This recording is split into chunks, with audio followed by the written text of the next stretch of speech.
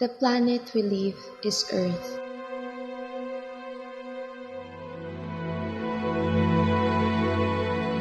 A home with vast forests and loving creatures, full of animals that fill the land and the ocean. Long ago, everything is clear. The land with grass and trees, and the ocean and river with booming fish, where we live on what we call ecosystem. We're humans supposed to be the steward of the environment, but everything started to change.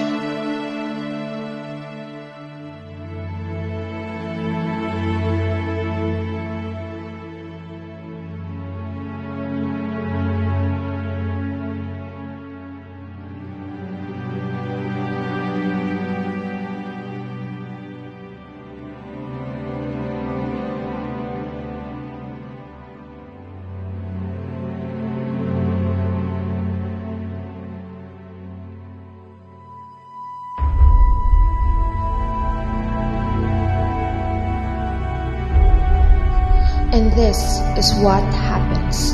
Even the streets we always walk by are the same fate, making the children witness the river of plastics that made many creatures suffer not only in the seas but also on the land, colonizing every environment and bringing death to many creatures. There's no one to blame but us, humanity.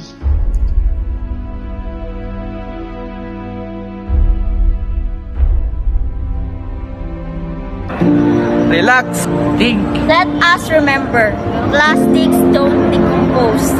Let us save the earth from the drowning on plastics. Let's make a move now. The future generation depends on us.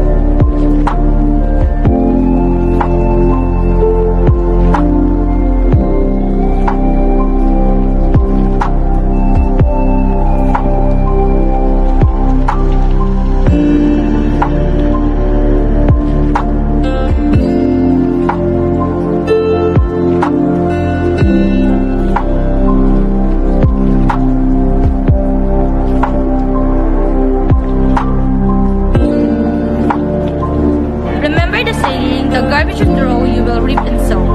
Clear your hand for help. Let's save our Mother Earth. Earth is not a place to visit, it is a home.